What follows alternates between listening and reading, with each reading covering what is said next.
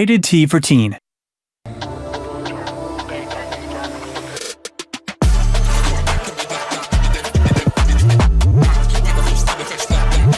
talk. Let's fight.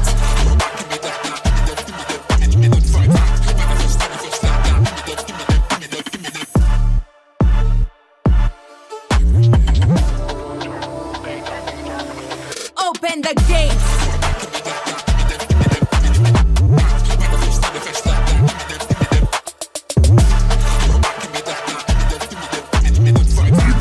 Smash you like a pancake! Murder and seduce. That's what I do best. Apocalypse awaken! Onward to victory!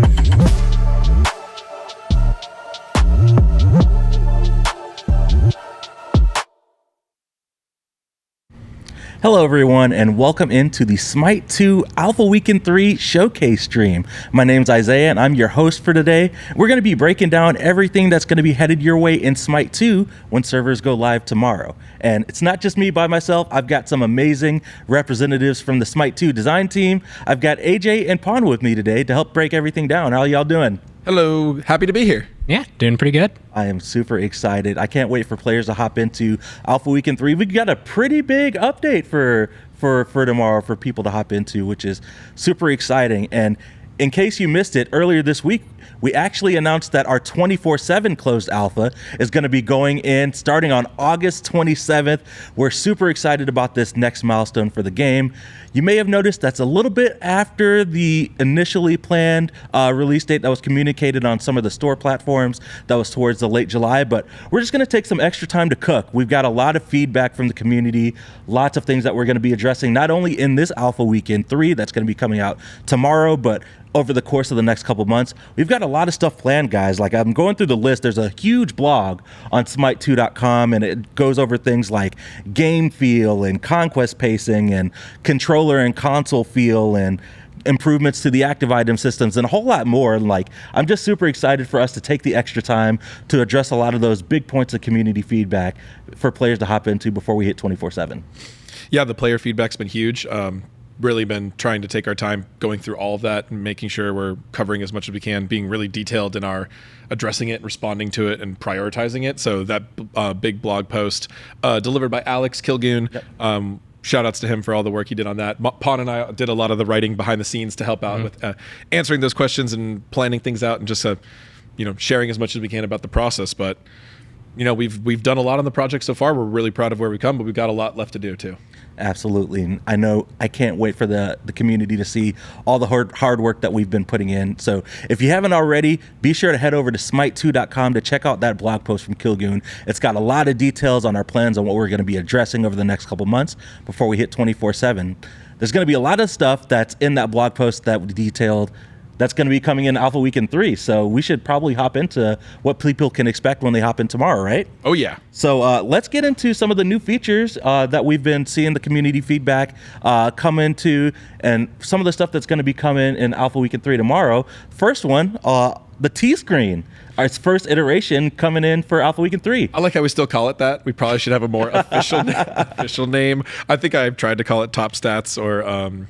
Also, we've been referring to it as the combat log, because that's effectively what it is as well. But we have the Smite 1 nicknames that are following us through Smite 2, which is a lot of fun. But this is a really important screen. Previously in Smite 2, there was no way to really get like a damage recap, no death recap, nothing like that. There was no system text, anything like that. So we really wanted to prioritize this. We saw a lot of players asking for it. We felt the same way. So now you can use the T-screen as a way like this. The T-screen kind of has a lot of overlap with all those other features. So that's why I prioritized this one first. So there's no death recap screen yet, but if you die, you can use the T-screen to see what hit you in order and from what sources, and there's icons and damage numbers and stuff like that, so you can see where you were taking the damage from, where it was coming from, and then you can also see the top performers on the team at a quick glance, which just feels press really T for good players, like that's the thing that you have to remember. So definitely a very highly requested feature. Really glad the UI team got kicked into gear and got it done for this patch. Absolutely. All right, the next one, and I kind of want to see if we can hop in game for this one. We've got some HUD options available in Alpha Weekend 3. So tomorrow, whenever you hop into Smite 2, you'll be able to go into your settings and choose from a couple of different preset HUD options. We've got the Legacy HUD, which is the default. That's kind of intended to emulate the Smite 1 experience. But then we've also got the new Novus HUD, which is a little bit more different experience than what you're used to. But what it tries to do is it tries to center everything that's important to you, putting those active items towards the center of the screen so you can help track them. That's right. So I'm in game right now, so if you want to see what that looks like, just so we can talk between the options, spoilers for what's to come, but you can see here's the Legacy HUD, and then just going to Settings, going to UI, and changing the HUD layout to Novus. Maybe it's not working. Maybe you are not. in a different build. Yes. We're not in the actual Alpha 3 Yeah, this build, as we've talked about before. This build is closer to AWE 4, right? Makes sense. So, Classic. yep. So Unfortunate. Sorry about that. No worries. We're doing people it have live. seen the Novus HUD. We've tested it in some of the closed testing before, so a lot of the closed testers have been with us before are used to it. This is kind of a stopgap as we continue to polish up the HUD editor. Yeah. The whole HUD editor will be coming to all platforms in the future, but there's so much player control in there. There's a lot of break cases where people can get stuck or elements can get lost, individual HUD elements. So as we're still working on that, but we wanted to give people this opportunity to switch between these two HUDs, and we've seen like very intense feedback and very split feedback. Yeah. Like there's lots of people who like the current HUD and never want to see a change for any reason. Right. And then there's a lot of people like, I really wish I could see my active items better. And then, so like when we were trying to figure out which one of these HUDs to really default to everybody, Right. it was so split. So for now, we're going to let the people option. try both. Yeah. That's a good plan. And we'll get a screenshot of the Novus HUD posted on social Yep. media later today. That way everybody can check it out before we go live tomorrow. And just last thing is in terms of press new T either. features- Make sure Yeah, that don't works. press T. You don't know what's With going to our curse happen. in the different build, we've already broken or changed something. All right, so we've got a couple other general things headed to Alpha Weekend 3 tomorrow. We've got the undo button added to the item shop, another big community requested feature, helping you correct those builds if you accidentally misclick whenever you're building. We're doing another pass on damage numbers. That was another big thing that we addressed in Alpha Weekend 2, but we're continuing to look at damage numbers just for overall clarity and visuals on the screen in terms of combat. Do another pass there. And then last but not least, we've made some slight changes to the interaction UI, just to have a technical and kind of visual overhaul whenever you're interacting with things on the map. Yeah, so a couple of things to add here. The item shop has the undo button, but it also has a couple other like fixes, flow changes, layout changes that we didn't go into full detail on. But one that is probably worth shouting out is that inside the role filters now, so if you open up your item store, you pick, I'm playing a Thanatos jungle, you pick the jungle build, it'll show you all the items that are a potential pool for your jungle build, but it'll also separate them out and label them by their like primary stats. So you'll have Nice. strength and a few items, and lifesteal and a few items, and cooldown and a few items, all at a glance. So you don't have to use the filters or anything like that. So it definitely for console, this brings back some of the parity they're used to with the old console store, of just getting those really clear, smaller subcategories of items at a glance. And then you can, we've also added the consumables and actives and everything to those role filters. So you can stay in there the whole game. Yeah. So if you're playing any god in any role and you're a little overwhelmed by all the store options and or the new systems and things like that, use your role filter for the role you're playing, and it'll automatically give you a list and give you some of those categories. You can just shop entirely from there. You love it. It's your You can one-stop upgrade shop. your ward, you can buy your 3Ks, everything just from staying in there. Nice. The damage numbers thing, like that's one thing that we're kind of recurringly touching. Yep. And then a similar like accolades and other pop-ups and things like that. The interaction kind of fits into that as well. So the interact one, like that's when you go capture the warhorn. That type of menu was reworked a lot in mostly a technical way in the background, but there is some new UI elements, some better clarity, some better animation, better feedback. So yeah, hopefully people can see those improvements when they play the game. Absolutely. Hop in and leave us your feedback once you experience all that stuff. Let's hop into items now, shall we, gentlemen? Balance time? Yeah, balance Yeah, let's time. go. Let's start off with the simple one. Let's talk about potions.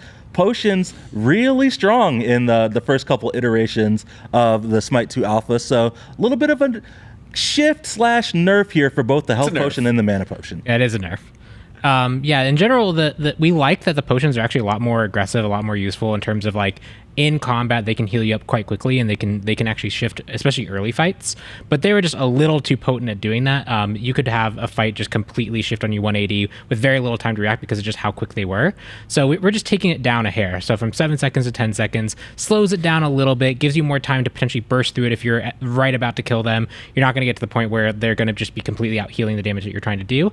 We're just trying to find that fine line between keeping them very useful in the early game, but not making them overbearing to where they really just shift fights more than they should. It was we got into a big debate over this one, didn't we, Vaughn? About like, should we go back to the more classic, which are really slow, like 25 seconds, and that's like a common MOBA just design that generally they find themselves at over time. So you really just like a regen potion, and makes it very bad in combat. But we kind of like that it's a little bit more active and a little bit more impactful. So we're like, we didn't want to go all the way to that, right. So, but we'll find out. Yeah, we'll monitor and we'll keep tabs on things and definitely be listening. We think the active ones feel really fun. Yeah. All right. Speaking of actives, the next one's a big one for here we go. Alpha Weekend 3. So we've got some pretty big changes to the utility/defensive item slot in Smite 2. So the past couple of Alpha Weekends, every player had access to purification beads from the start of the game, but we're making some pretty big shifts here. So AJ, you want to kind of take us away here and kind of explain what we're doing? Sure. So for this update, everyone is now going to actually start with combat blink. Yeah. So like, as you can see here, there's a couple different, the blink and beads are all kind of tied together as one big design change on the patch notes. You'll see that, but blink rune is now the default utility item that all players start with. There's the text of what it works. That it's essentially converted from Smite 1 distance blink, and it has full unrestricted blink usage. Yeah. So you can use it no damage taken or dealt restrictions and no ability restrictions. You can just blink anytime you want. Along with this, the tier 3 blinking amulet is removed from the game. We didn't want people doing double blink yet, but that's not something we're strictly against, because we are going to be able to have ability to double cleanse, things like that, beads and other active items. So potentially that could come back in some capacity. But for now, we really wanted to focus on what happens when everyone is combat blinking all over the place. So we know a lot of people are asking for this. A lot of people are excited to try this. It's planned to be very exciting.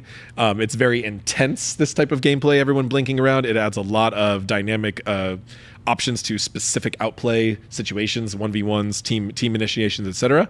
But it gives every kit in the game a powerful similar mobility tool that can really kind of change kit dynamics of characters and team comps. So it's got a lot of interesting applications, but the community really wanted it. Everybody thought it was really going to be exciting and worth a try. So we're going to make that the default. But that's not all.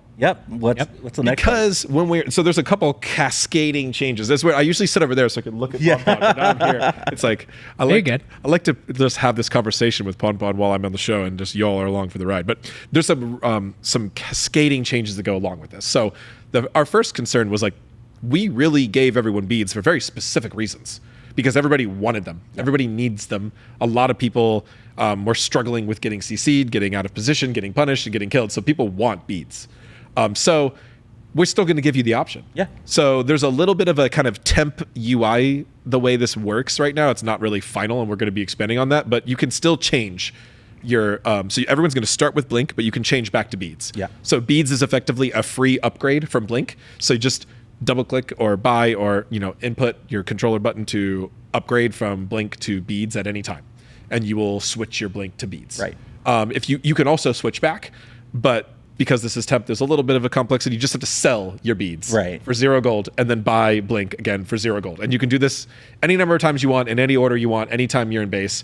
And the cooldown will never reset, never change. They have different cooldowns, so whenever you activate the ability, it'll go on cooldown. It'll always so you will always be locked out. If you blink, 240-second cooldown, I believe, you will be locked out of using anything in this slot for that amount of time. Even if you run it around with a blank slot for that time and you go buy it back when the cooldown's almost up, just because you're swagging on people, it won't matter. There we go. It won't matter. But you can switch back to this at any time. And we did this mostly because as fun as combat and powerful Combat Blink is, we do feel like there's going to be a lot of people out there that are going to, after a game or two, be like, I really wish. Yeah, I just want my beads. Yeah. Yeah, and there's certain characters where like beads is a really needed counterplay, and so depending on the matchup, you might feel like you can go Combat Blink. In some matchups, you actually still go Purification Beads. Yeah. But you can change your mind. You know, you can go solo lane, early game, pick one, and then when you switch to team fight mode, get the other. Right. Yeah. So we actually like the dynamicness of that gameplay for this testing phase. So it's two really big testing things. You know, being able to dynamically swap, which was not something we ever really let people do in Smite 1, and the default to Combat Blink and just having Combat Blink in general. So really exciting thing to test that. I can't wait to see how people use it. Can't wait to see the highlight reels. It's right? definitely going to be exciting, right? And Pawn, are we able to go in game and you can show off the process of switching from one let me see, to the other? Because switch classing means that I lose that slot temporarily. So let me just double check to make sure I can show the flow. All right, cool. And if so, then yes. So it looks like I can. So yeah. So if you guys want to hop in game, we can show you how it works. So you can see here, I can go. Let's assume I start with Blink, because again, I started with nothing. I can just go, click Purification Beads, buy it, and I have that in my slot instead. And if I want to go back to Blink, we just sell it, go to Blink, buy it. You can see our kind of hack with the builds into here, so you can see that this builds into that. But that's the flow. If you want to change it, you just go buy beads. If you want to go back to Blink, you just sell beads, buy Blink. And that allows you to be flexible and just change what you want to have in that slot. Yeah. That's right. And this is our just first iteration of the system. It'll be polished up as we continue alpha weekends and updates. Yeah, we're going to talk about at the end of this show. We'll talk about a little bit more about what's coming in future updates. So we'll talk about this a little bit more then. All right. But yeah, big hype change. A lot of people asking for it. So I can't wait to see what they do with it. Yeah, I'm excited to see what happens. Yeah, especially with the tournament that's going to be happening on Saturday. It'll be interesting to see what competitive Smite 2 looks like with everybody having Combat Blink at level 1. Will everybody have Combat Blink? Ooh. Who will go beads? That's true. We will find out. All that and more on the next episode of Smite 2. All right, let's move along to talking about some other items. We've got a couple new / reworked items in Alpha Weekend 3 coming up. The first one is an exciting one that Clumsy kind of teased in our developer deep dive that went out on Monday. It's called Cersei's Hexone, and this is a really exciting active item that kind of brings a new effect that we haven't really seen in Smite 2 yet. Yeah, shout out to Clumsy for this one. So we talked about the last patch about experimenting in some more like unique active items and movement items, and in the blog post we're talking about that too, and that's still something we're going to work on over time. But this one is just the first in that series. So this one actually polymorphs you into a Kurtanos boar and lets you charge forward, dash, and damage enemies and knocking them up. So just a really unique type of ability to have on an active item. Yeah. This is the type of thing we want to do more of, for sure, in the future. And this one is, a good prototype for how can we mix things up with the active item builds? How can we find things that have some different applications, different use cases at different times in combat? Yeah. Not so many stim items. Trying to over time cycle out some of those just simple stim items to more interesting actives like this. So this kind of taking the place of the blinking amulet for now, but depending on this usage and how this goes forward, we could see hopefully multiple items that all kind of occupy the same sort of unique space. For sure, yeah. And Pawn, are we ready to go in game and show it off? Let's see it. I'm super excited for this. So one of Thanos' new abilities is he polymorphs himself and charges forward and knocks people up. Feels very thematic to him. But no, obviously this is the item. Crazy. And you can change direction while you're going. It has limited turn radius. And you're CC immune while charging? Yep. That is a big deal. Yeah, so you get a lot of mobility. I forgot to mention that. You can block things. You can knock up. There's a lot of application to this, and this is the kind of flexibility we want with our active items, where this is essentially an extra movement tool that you can bring into your build at any point. For characters who just need to be able to get away, it could be really good for that. Or if you're an engager and you want to engage onto your targets, you can use this to engage really easily. So lots of cool applications with this item, and just a fun theme. It's just really cool that we were able to kind of come up with an idea and prototype it, and the prototype of let's turn ourselves into a Kurtanos boar.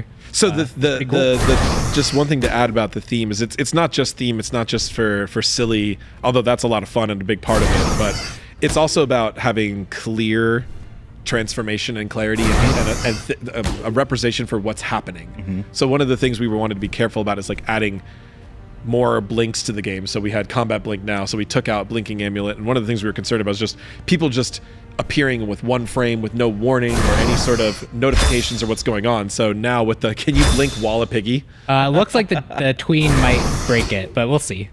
I'm not sure. Blink at your own risk while in the middle of other abilities, because there will be edge cases we find out. But yeah, the thing that this item does so well is it has clear telegraphing clarity and warnings and phases, and then a really fun theme that is displaying those phases to you. Where, you know, getting gods to dash without animation feels really weird and things like that. So this was just something that came together really well from a very technical design and thematic aspect, not just thematic. Now, upon question, does this stop on first god hit, or does it... It's first god hit. So you can see there it just immediately ended. Well, that's Cersei's Hexone. I'm super excited to see the plays with this. Like you were saying, it's just a unique type of item that, you know, adds a little bit extra spice. It gives you access to some mobility, some CC if you didn't have it in your kit.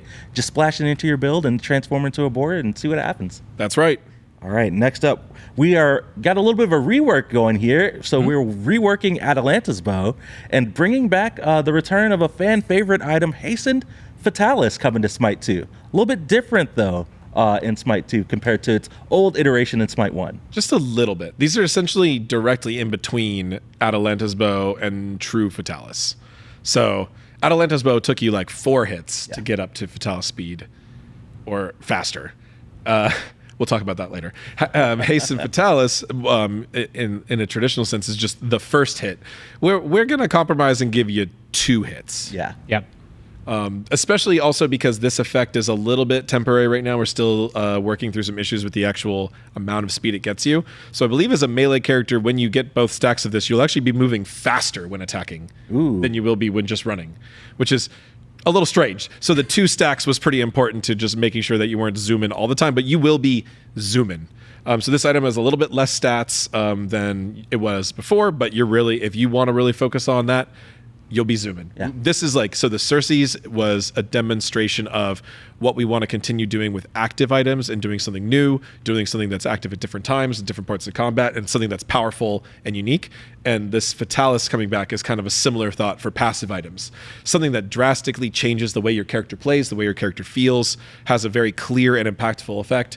This is something we also want to do more of in the future. So we're like, Smite 1, we're working with this, we're working with the Smite 1 team and all together on the recent changes they've been doing, bringing back the items and changing things for the mid-season and the patches after that. And we were like, this one's just perfect for Smite 2 as well. There we go. All right, so those are kind of our 2 big new item changes, but we've got a good amount of just general item balance, and we can kick it off with the anti-heal items with the tier 1 Ruinous Poison coming up first, and you'll see kind of a trend, just seeing some buffs overall to anti-heal. Yep, the goal here is just to make it that they proc both on damage and basic attacks all consistently across the board.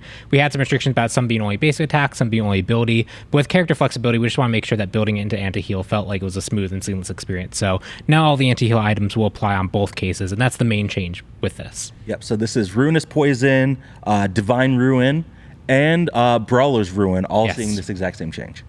That's right. All right, next up, Polynomicon seeing a buff. So we're still keeping the Polynomicon with no cooldown. So you can really in-hand cancel weave through your whole kit. But we still wanted it to hit harder because it just wasn't feeling like it's doing much. It also has a new icon, which maybe you've seen already, but that's there's going to be a couple of icons that are new or partially complete new. But yeah, Poly, just people were lacking that impact, so damage buff, make sure it feels powerful, and the ability to weave it into your whole kit is just a kind of a new dynamic that we've never had on Poly, especially for our mages from Smite 1 or int characters in Smite 2. So excited to see as we have crept this up in power bit by bit. At some point, it's going to be a big factor in the game, I believe. All right. Pendulum Blade up next. A little bit of a fix/buff here for Pendulum Blade. We just fixed some of the description text, calling out some of the cooldown. It was inaccurately stated in the previous alpha weekends. Yeah, it's actually a 50-second cooldown, making this effect, which is reducing all your cooldowns by a flat amount, a lot more powerful. But it was that way before, but people saw it as 180, went, I don't know if that's going to be good enough. Yeah. But it was actually 50, and it is 50, and it's pretty good. This is wild. This is very strong item. For sure. Yeah, it's one of those to where you can use it in the middle of a fight, especially 1v1s to just quickly turn and move things in your favor. It's one of my favorite items, Smite 2. I think with some more focus on this item, we're might be nerfing it soon. But we'll find out. We'll find out. All right. Speaking of nerfs, we got a couple more headed your way. Dagger Frenzy, first one up. Going to be seeing a nerf here in the next alpha weekend, just decreasing that basic attack power of the the active effect. So this one is kind of paired with the next one, also death metal. So this was one that was very specifically targeted and tracked from the tournament. Mm-hmm. We just saw a lot of this self-stim active item build was just really strong. Yeah. So just wanted to offset the value of these items a little bit. So Dagger Frenzy, Death Metal, both strong self-stims. Even though Death Metal is a team stim, people were often carries on either teams were just activating them both together. Right. Really, really powerful. That was just too powerful. It was taking over games. It was something that we felt was clearly above the rest of the strategies and stifling options in the whole role. So you got the Dagger Frenzy nerf to just the basic attack damage, and then you've also got the Death Metal nerf coming up next, which is decreasing the strength and the int effect from that. So, smaller nerf on Death Metal. It's a little bit more niche, and we want to still have the team effect, but these two effects were combined together, so these nerfs are combined together. Mm-hmm. So yeah, like you mentioned, Death Metal is seeing a nerf also kind of akin to Dagger Frenzy, where the base strength and on the active effect are just going to be seeing some reductions there. Yep. All right, let's move on to Gyma Focus up next. Just a slight nerf. We're increasing the cost by a little bit. Yeah, these items, both Gyma Focus and Tekokagi, they're both you're using abilities, you're getting movement speed and cooldown reduction, especially in hybrid builds. Stacking those two effects together is really, really potent. But even on their own, they are very, very strong. And so we're just taking either the cost up on Gyma Focus, which is the nerf there, or for Tekokagi, we're increasing the cost and slightly bringing down the strength. Overall, just to make sure that we like the effect. We think the effect is really fun and good to play with. We just think it was too cheap. It was a little bit too efficient for what it was providing. So yeah, Tekokagi going to be seeing the strength reduced from 43 to 40, and also increasing the cost of Tekokagi as well. Mm-hmm. All right, next up, Soul Devourer. Let's talk about Lifesteal, guys. Well, Soul Devourer is not Lifesteal. Not yet. Lifesteal's not yet. Yeah. Soul Devourer is the anti-tank intelligence item, and it also was this was another one that was calculated and perceived from the tournament. Yeah. The last alpha, this was controlling games. This was being built on many characters, even ones who wouldn't want the rest of the stats just for the effect. So yeah, pure strength carries were picking this up as just a 6th item, even though it didn't provide any damage except this effect. It was just too potent to what it was doing. Yes, so just a straight up damage nerf on the passive. All right. Now we can talk about Lifesteal. Mm-hmm. Seeing some changes first to the overall stat, and then we've got a Lifesteal item that's a little bit farther down that we can talk about. Yeah, so this kind of goes into the overall how our items are kind of built together, where we have this idea of the stat efficiency for the items so that we can keep things in relative balance with each other more easily going into Smite 2. And so Lifesteal was just too efficient overall. We saw that any item that had Lifesteal was often just overperforming from where it needed to. We had to do a lot of adjustments to try and resolve that, which just kind of meant that Lifesteal was statted too cheaply. So this is the actual stat per point adjustment that we've made, and then following you'll kind of see what the knock-ons of that. Either its cost has gone up, the lifesteal has gone down, or a mixture of the two. Yeah, I saw some criminal plays with Typhon's Fang over the last alpha weekend. It was insane. So Lifesteal seeing a little bit of a nerf here. And let's talk about Scythe, which is one of the lower tier items. Right. Going to be seeing a decreased cost, but also decrease in the lifesteal on the item. Right. So this, because it's an efficiency nerf, this still is an overall nerf. It's essentially the efficiency is doing the math for you, even though this looks like a shift. But this is your tier 1 component. So this efficiency nerf is going to translate most literally into this, and then that's going to translate up throughout the board. So you're going to get less lifesteal on this, and then we're going to move into the tier 2 adamantine sickle. That's going to have a very similar shift to it. It's going to be a little cheaper, but it's also going to have significantly less lifesteal. Well, this one got lost strength. Or sorry, less strength. My bad. Yep. We reduced the strength to compensate so we could keep it at the same amount of lifesteal. Thank you, Pawn. And then we move on to the Reaper and the blood items. Let's see, Reaper. We got a little bit of this. Reaper art is not finished yet, but it was looking clear enough. You can tell what it was. So it's like, this does not have the level of fidelity yet, but I was just talking to some of the artists, and I was like, let's just get him in there anyway. Right, yeah. Because then it makes it more clear, makes it stand up. I believe we also did that with the Amanita charm.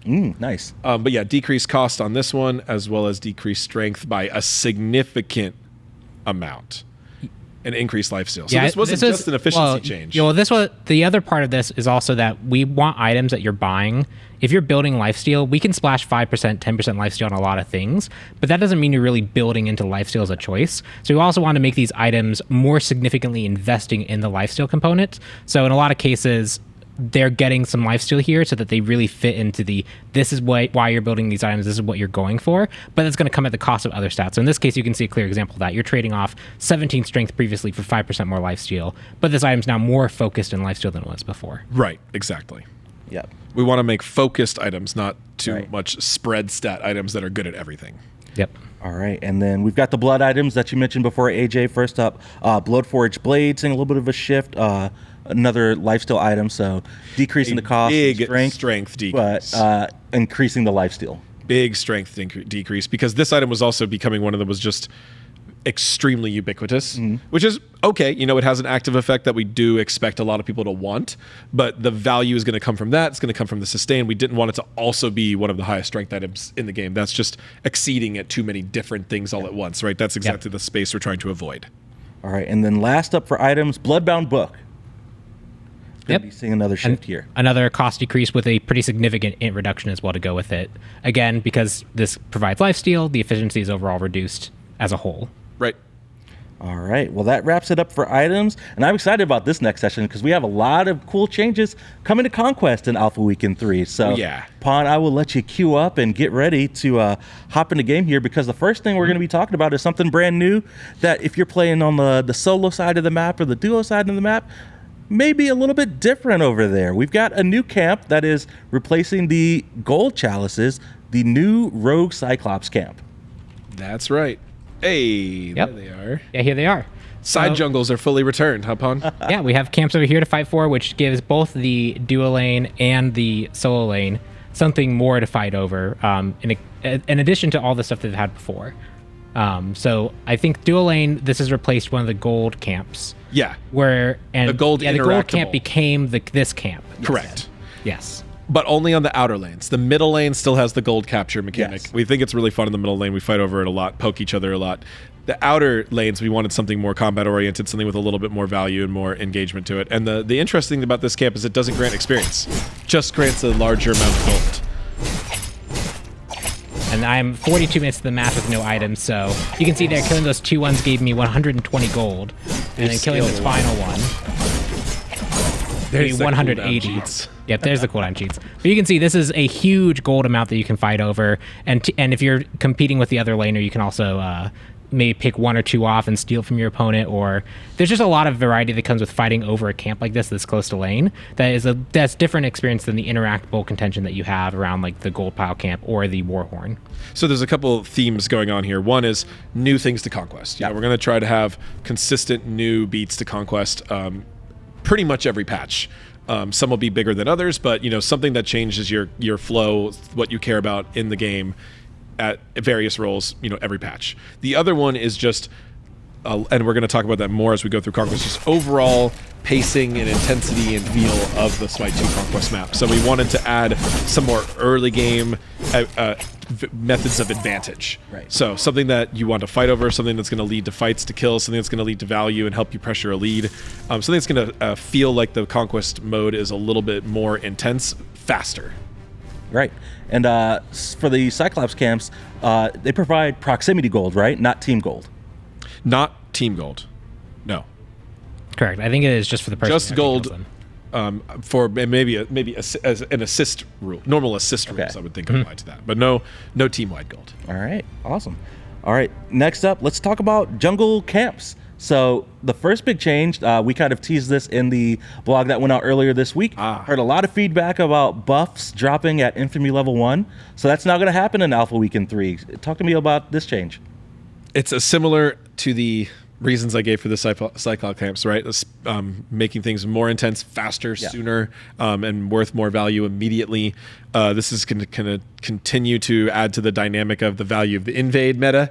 And if not, that's going to take over the entire game or not. Yeah. But it just feels good. It helps you realize these advantages more immediately. It gives you more playstyle options too, especially when you hear we reworked a lot of these jungle buffs, and a couple of them are very specifically designed to work really well for certain roles right out the gate at level 1 in a way that changes your routing, changes your pathing, and makes it more important than ever for you to get those buffs. Yeah, we won't be able to go in game and see them because I had to disable minion spawns, but that also disables jungle spawns. Okay. So we'll just have to be able to talk about them. But yeah, being able to pick up a whole bunch of buffs, being able to have those buff drops, and being able to like power spike a player or get rewarded for invading no matter what happens, no matter what buff you have, does add a lot of different dynamic choices that you didn't have previously. So we haven't talked about it yet. Oh, you can sure. see it on the screen. Is players can now pick up and stack all the jungle buffs. Yes. You can have one of each.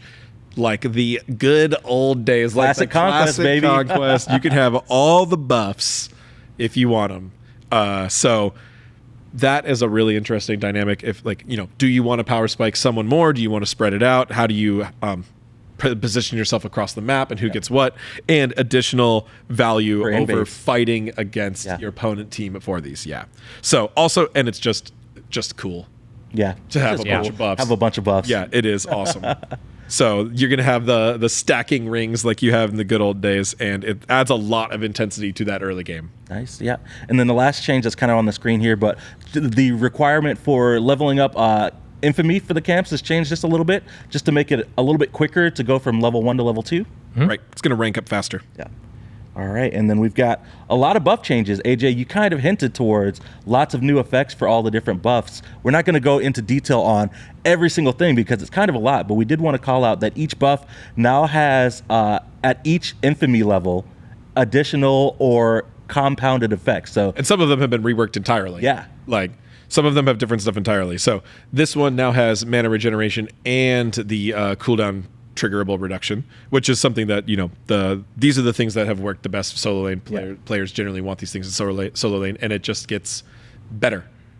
yeah, it just gets better as you level it up. And then the Pathfinder buff. This is a big one. The big one, yeah, for sure. So the Pathfinder buff, seeing a lot of big changes. You've got the movement speed, of course, but then you've also got the claws. Now, whenever you slay a jungle monster, you get a return back in health after you kill it.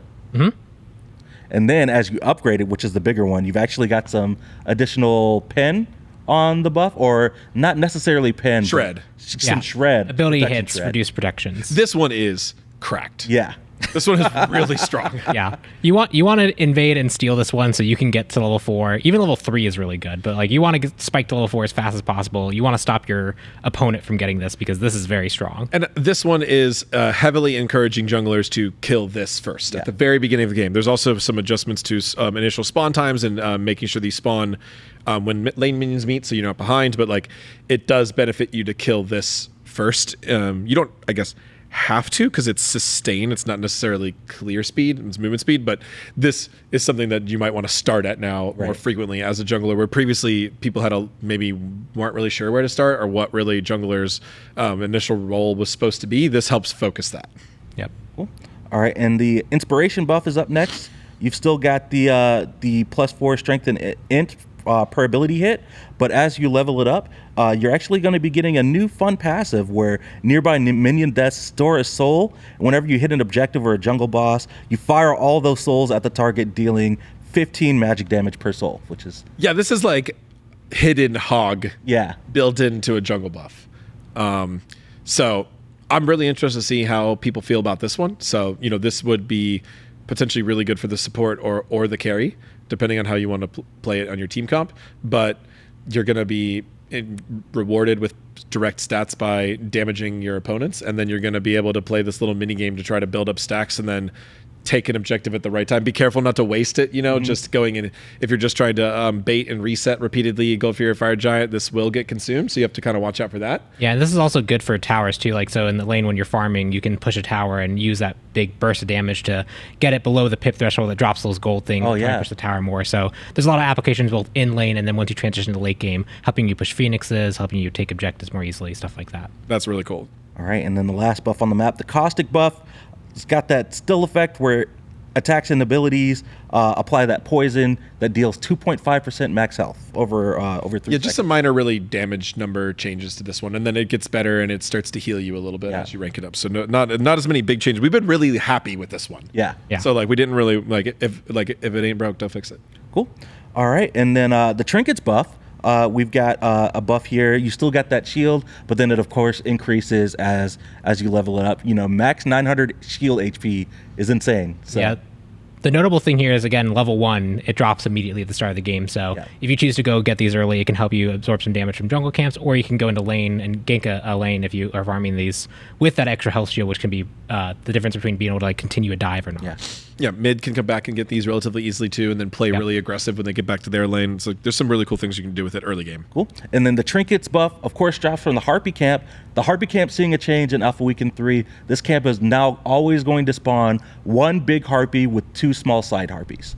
Yeah, this is partially to address people could just kind of drive by, throw one ability at the small harpies and get the whole camp without investing any time. It meant that they didn't have to spend much time or effort to really clear these, which meant that they were just kind of free experience. Jungler had more limited access to it. We do think that you need to stop and actually fight this camp for just a little bit of time, and that 2 small, 1 big is kind of a good way of making that work. So just makes it a little bit more effort to actually kill these things, but they're rewarding appropriately for the time that you invest in them. Right.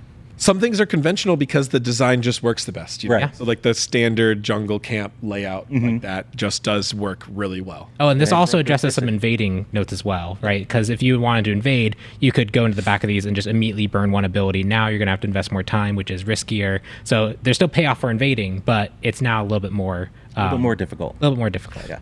Right. All right, and then last up for Conquest, we've got a lot of just changes to the overall game pacing. We kind of talked about these in the blog that went out earlier today, but lots of changes to just general stats and protections, to towers, phoenixes, and the Titan. We've got some changes to minions overall, some changes to the map gold. There's kind of a lot here, AJ, if you want to just kind of give us the overall umbrella, kind of like the highlights on what's happening here. Yeah, we talked a lot about these other specific features so far and how a lot of them pertain to the early game. This is pertaining to a lot of the late game. Yeah. So our number one goal is to just make sure Conquest feels fun, dynamic, engaging, and we want to make sure matches end on time as well.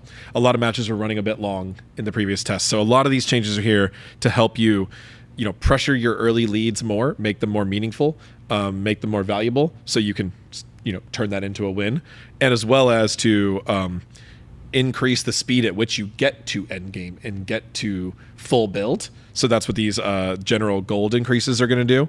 And then making sure you can break down the enemy base effectively. So the way we're doing that is minions are now gaining that true damage reduction that they had in Smite 1 that makes them a little harder to kill as the game goes on. That works really well to just solve a lot of these problems of them getting full cleared too easily or not being able to push towers.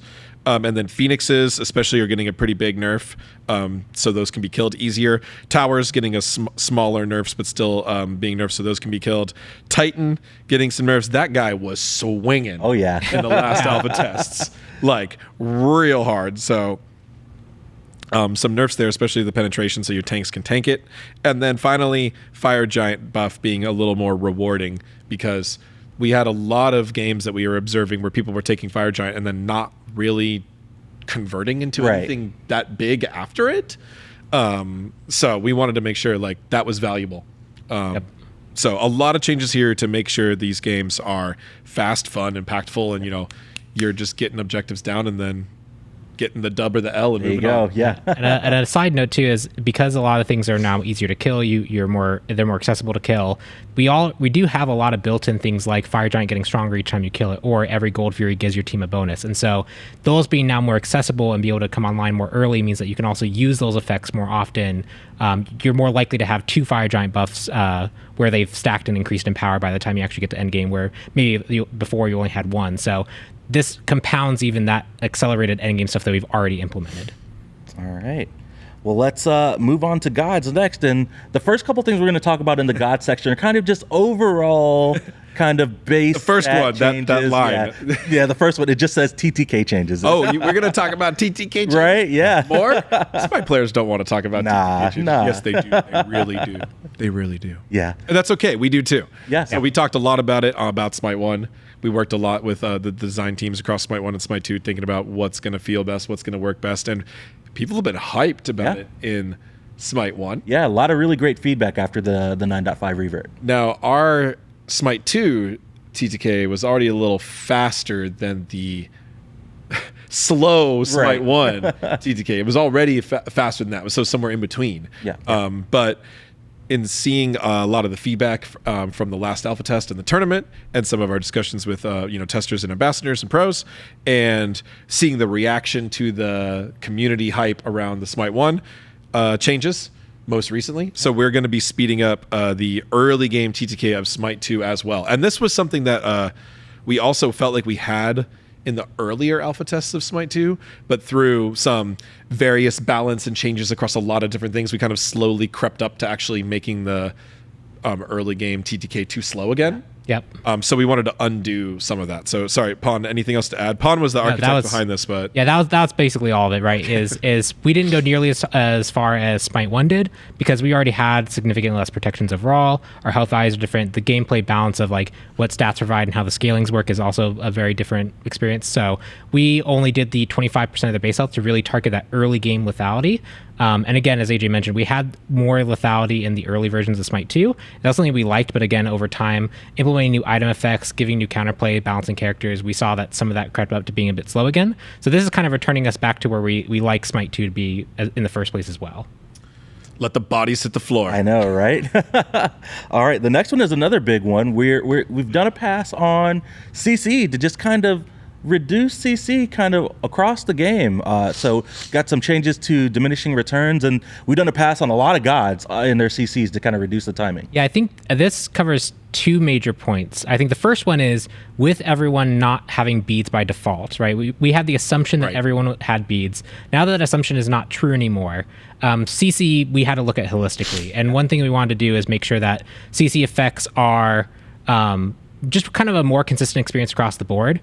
Right now in Smite 2, you can be CC'd for like 1.5 seconds, and then the next fight you're actually CC'd for only like 0.5 seconds because you still have DR from the previous fight that was in there. So what we've done is lowered the overall CC that characters do, but we've also increased the base amount that CC gets reduced to. So DR stacks has now been cut in half, so DR is functionally halved in strength, and it doesn't persist from fight to fight nearly as much. So you can expect CCs to feel more consistent generally when they're applied to you, but the initial first time you're CC'd is going to be lower in general across the board. So those might seem a little conflicting. I guess, it's true because we're like nerfing DR is like buffing CC in a way, but it's like we're trying to get to a point where the DR feels reasonable on its own, and that's an important goal to continue to strive for anyway.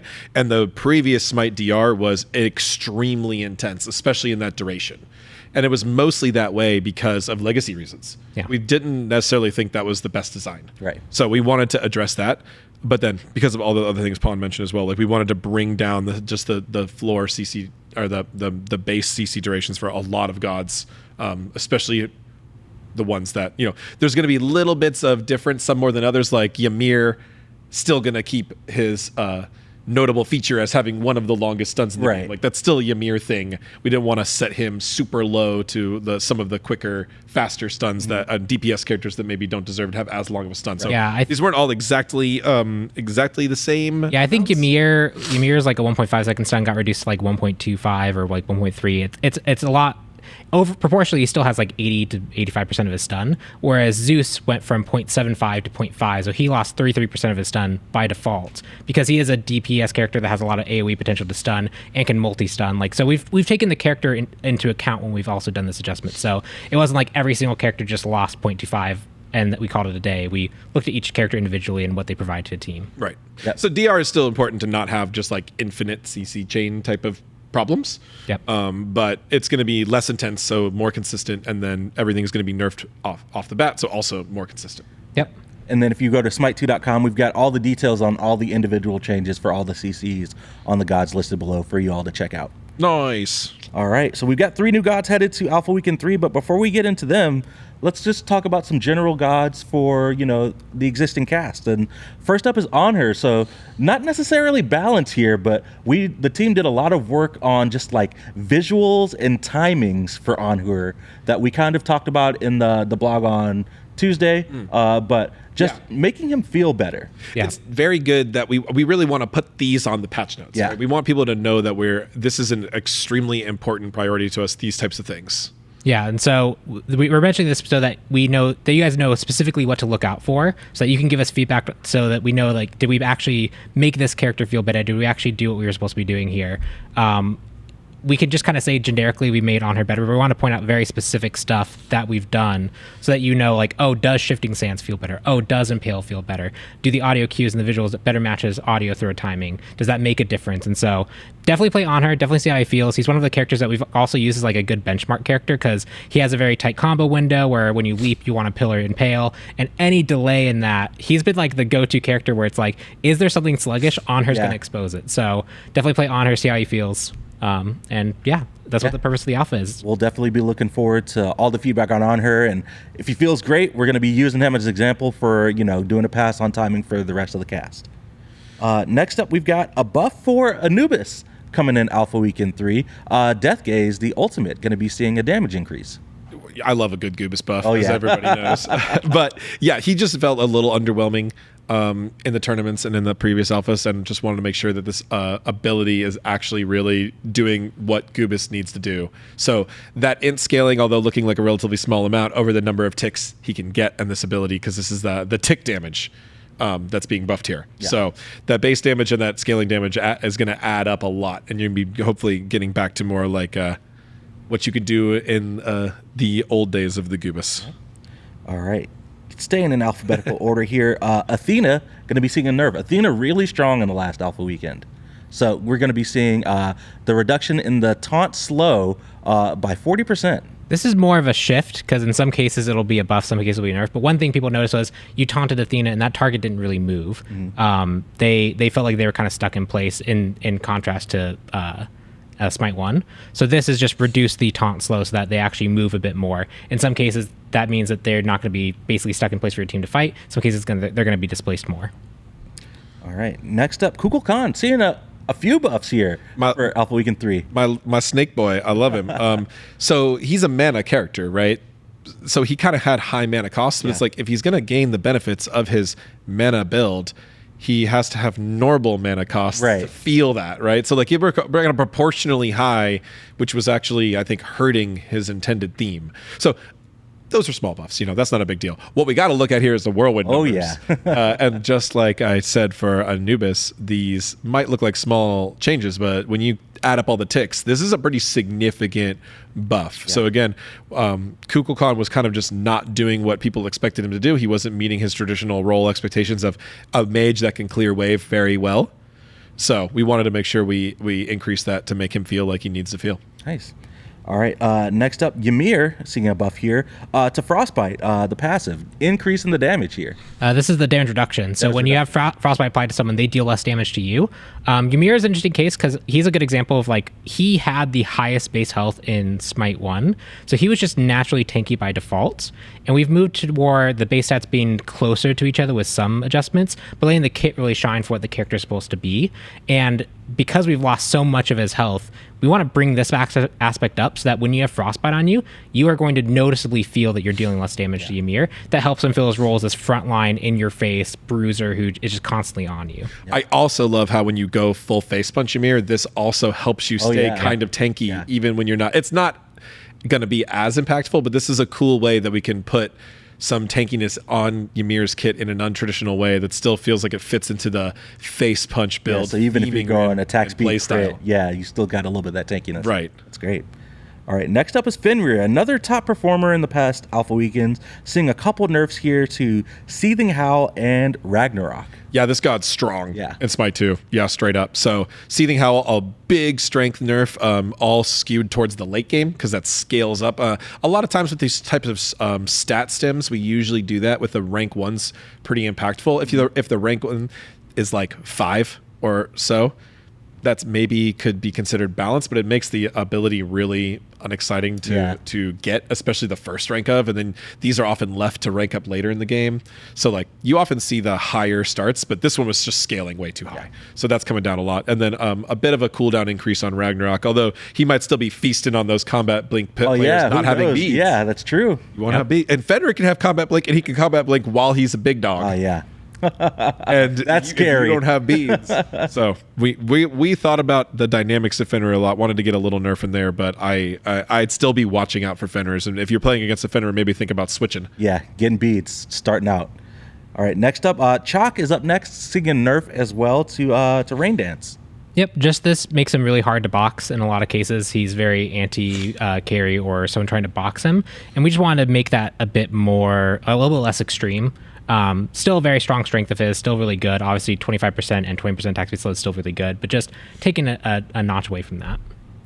All right, next up, Hades, introduced last test, really strong. Got some really exciting changes on the ultimate. So Pillar of Agony going to be seeing a nerf here in Alpha Weekend 3. Just that alt damage. Yeah. You pretty much said it there, Isaiah.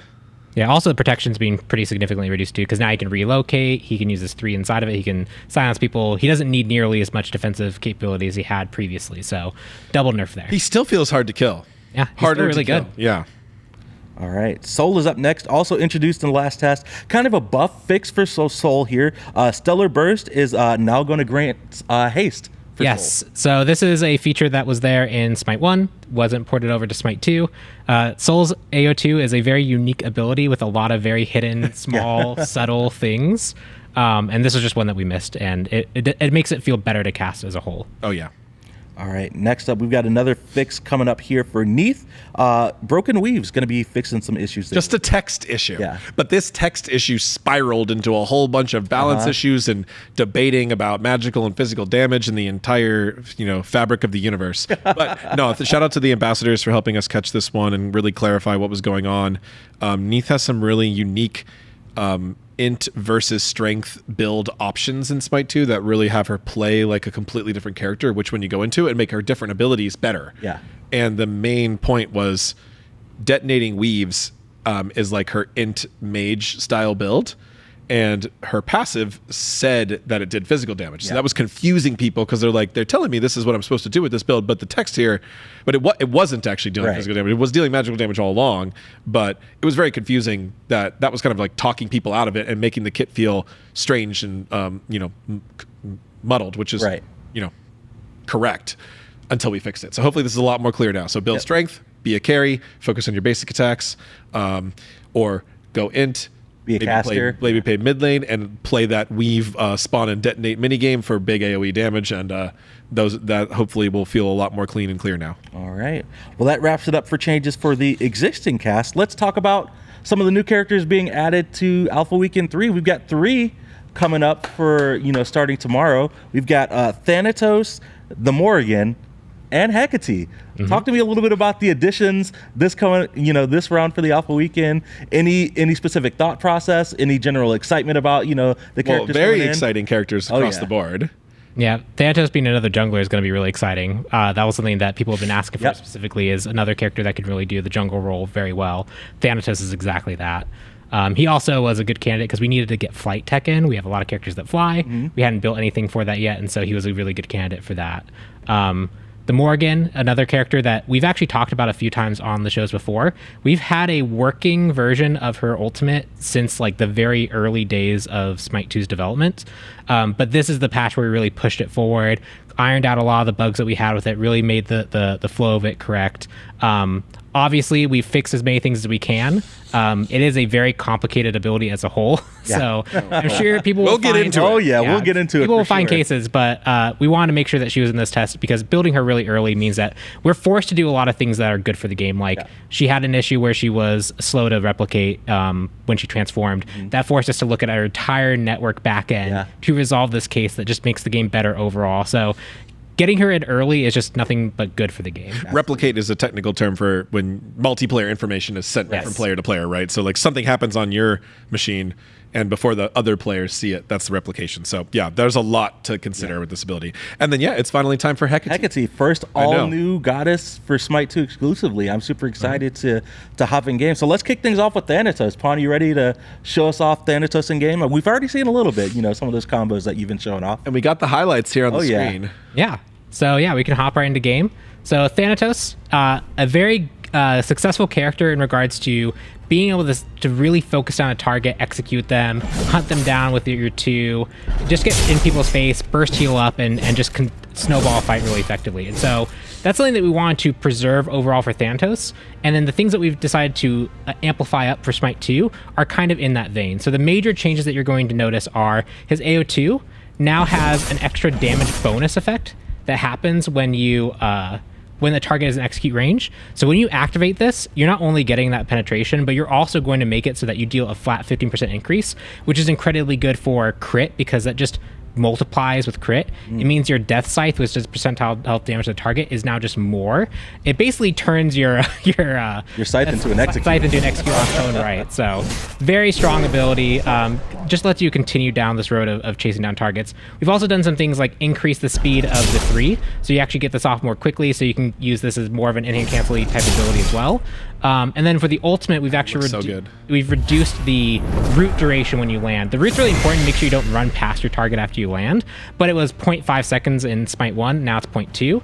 And then just a few nice quality of life fixes. Like there's a bug that's bothered me forever in Smite 1, where if you kill someone in melee range with your 1, it doesn't go on cooldown fast enough, so you don't get the benefit of the cooldown reduction of your passive, and that's fixed in Smite 2. So the goal with Thanatos really was keep his core identity. We feel like his strength theme is really strong.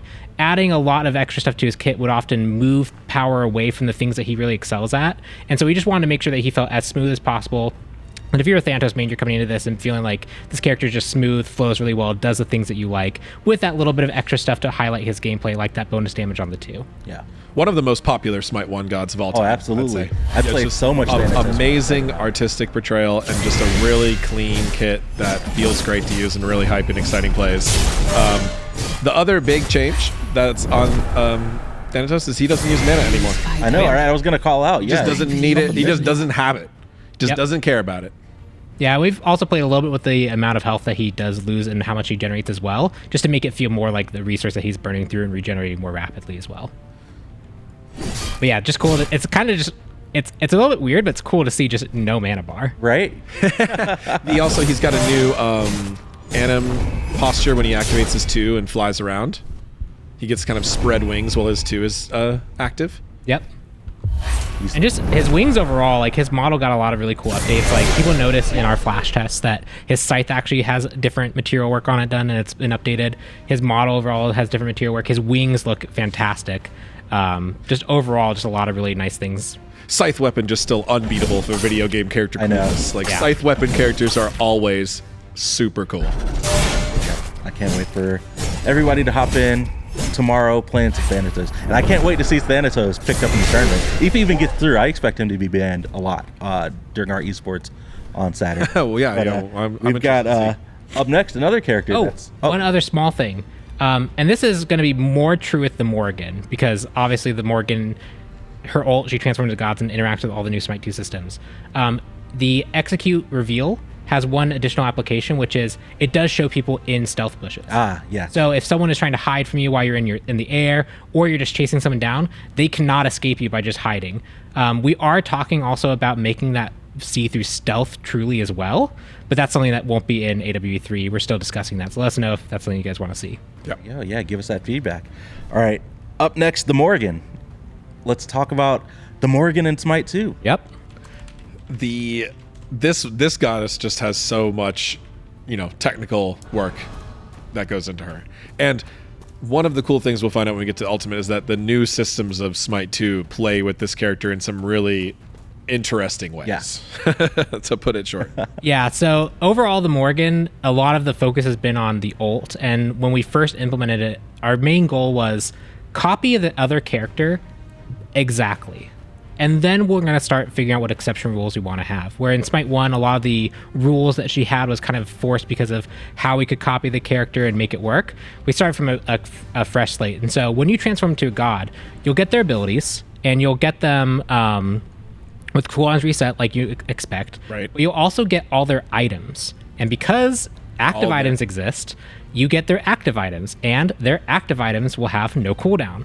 So if someone has Scepter Dominion and you transform, you get access to that immediately. Additionally, we're also going to let you copy their defensive relic. In this test, this won't be how it is final, but in this test, that also won't have a cooldown. Yeah. So you'll be able to have access to their blink or beads. It won't be on cooldown at the time you transform into it. It'll still go on cooldown. Right. It'll still go on cooldown, but I think when you transform back, it'll just be yours again. Right. We are planning on making that a shared in the future. Okay. But just for this test, know that that's So how you that can works. transform into someone, use all their kit, use all their active items, use their combat blink, and then turn back into Morrigan and immediate combat Use all blink yours. again. Yep. Yeah. For this test, it's very strong. I thought that this character didn't change very much, Pon. The ultimate on its own has a lot of interesting stuff. Other quality of life things is if you're a Morgan player, you know that you have to kind of learn everyone else's where their AO1, AO2, AO3, AO4, where they are, so to know what to rank for yourself. Because when you transform in Smite 1, you just inherit the rank that they have. Or you if you spiked your 2, But your their ranks, 2 their is- kit. Yeah, their 2 is going to be ranked up. Right, you don't want 4 points in Death Scythe or Scent of Death at level 9. No, I do not want 2 points of Scent of Death at level 1. So now what it does is we actually now record how they ranked up their skills, so that when you transform, you copy it exactly. I want that So- rank 5 Death Scythe when I become Thanatos. Yeah, it basically what they're picking, you'll have access to. You don't have to worry about changing your Morgan playstyle to accommodate that. It also means if you're transforming into like a jungle Athena versus a support Athena, one might be maxing taunt, one might be maxing more damage, and you actually might want the CC. So this just makes who you're transforming into better matches what they're currently doing in that match. If cool. if you are a higher level and you transform, it'll then defer to auto buy after it's allocated all the points. So at the end, auto buy generally spikes one And ability. then I can blame Pon for it. Yeah. Then you can blame that we have made terrible auto skills, Gotcha. and it's a problem. But overall, this should make it a lot easier for Morgan players to play the way they want to when they're playing the Morgan and transform into something that is useful and impactful and representative of the character they transformed into. Now you got to talk to me about the rest of the kit here, Pon. You're gonna show off a little bit. Yes. Yeah, Show so some let of the me abilities. actually spawn some bots. So your passive is very similar. It does the AoE, does the damage over New time. effects look so nice. Yeah, all the new effects look really, really good. And this is an in-hand effect in the sense that it can crit too. So if you want to build crit and you want to make this percent health damage that it does crit, feel free. Have And AOE like basic attacks. Yeah. That's like I actually went a like attack speed jungle start to specifically make use of this while clearing the jungle. It was actually really good. So That definitely is play around with awesome. that. We are also talking about in the next alpha weekend, so it won't be in this one. This will proc your 2. So if I use it now and here, you'll see that this actually does work. But that's not going to be representative of what's in AWE3. But know that that's another thing coming up for her in the next weekend. it's good to know. You got your 1, your clones. They fire, they stun. The new VFX look really sick. They do. You got the 2 with the mark. And then the 3 has some new rules. So, well, I'm supersonic, so my clone is supersonic. So there's change. That's amazing. 1. The clone inherits your Sonic speed. and Shadow kit. Your clone inherits your speed, and it also inherits the animation state that you're in when you cast it. Our goal was to really make this ability confusing, because you're supposed to try and deceive your opponents. And so it copies your movement speed, it copies your animation state, the health bar switches seamlessly to this, it copies your current health. All the stuff gets copied to make it as confounding as possible. And now when the clone, let me turn off supersonic. They're really believable. Yeah.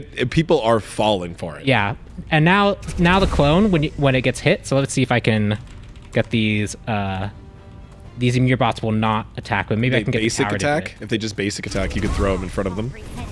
You can see there the health bar disappeared and it turned into that kind of ghostly version of itself. It stays alive after it gets hit, and it'll actually kind of laugh at the person who triggered it to be like, haha, you got fooled. But the reason for That's that some is Discordia stuff. I love when it. you throw it out, it actually grants vision. So if something is in this bush, so if I spawn a Ymir here, the bots aren't going to respect this because bots are weird Bots and they cheat, don't yeah. they cheat and they don't respect our rules. But You could put it's- one behind a wall, maybe. Imagine, yeah, maybe that might work. Let's see.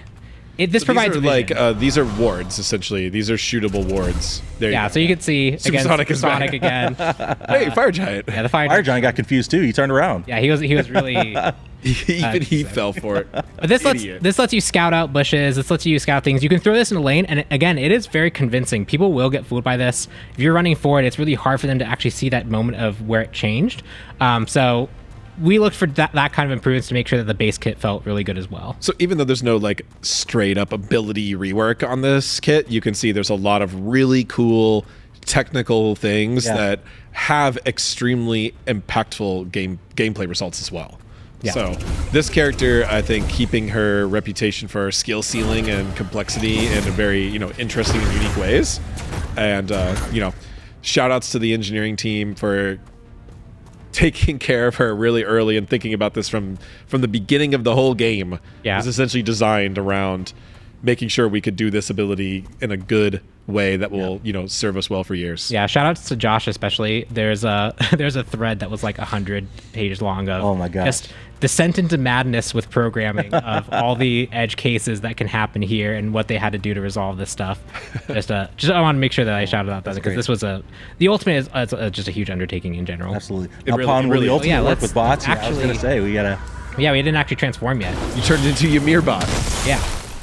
So you get Ymir bot's super bot powers, which sometimes bots just do weird stuff. I don't know exactly what it would be, but and you can see we have the same tech where you make sure that you actually finish your ability before you detransform. All the base stuff that you would expect to see should work here. Do that transform again? Oh, there's that's really cool. That anim stance. Oh yeah, and that's the other thing is we did put an anim stance in for this, so now you can tell when she is trying to choose a new target. You can tell when you have this targeter up. Again, and it just flows into the actual transform really cool. Yep. Ymir's here. Ymir I love like the purple glow on the outside of the god model too. Yep, it's there to help you also know that this is a transform target. Just to make sure that there's a lot of things that happen where like you see two of the same exact character and it's kind of hard to parse. That just kind of helps with the information of that. All right, well that is the Morrigan. Shall we get into the Hecate? First It's time. all new god of Smite 2. Our first Smite 2 exclusive god reveal, right? Yeah, this is the first new Smite god since Newt. Mm-hmm. So I know it's been a while coming. Yeah. We've had a lot of things to do on the game. There were some previews, so some people have already been spoiled on some things about the kit. If you want to know more about the more deep details about her development process and her themes and things like that, you can check out the Closer Look blog post. Right. But I'll cover a lot of that as we go through it here. But Absolutely. Hecate, goddess of sorcery, Greek goddess, and a intelligence user. Starting off Pon just showing off her passive right off the bat. So like we went ahead and we were like, we want to think about ways to Smite 2ify this character right from the very beginning. So some of her kit was tested internally and close tested and previewed a little bit and then reworked. So actually we've had almost 3 abilities completely reworked. Yeah. The 1, the 3, and the 4 have almost entirely been completely reworked since the last time anyone saw her. The passive wasn't changed. So the passive uses the interact mechanic conditionally in a way that Smite 1 God couldn't do. So we have the interact system. So what Hecate can do is she can buff a structure on the map. She can have any one structure can be buffed, and it puts out an HP regen and mana regen aura in the area to allied gods. So you can use this any number of times on any number of structures, but only one can be active at once. So effectively, Pon's just moving it around from structure to structure right now.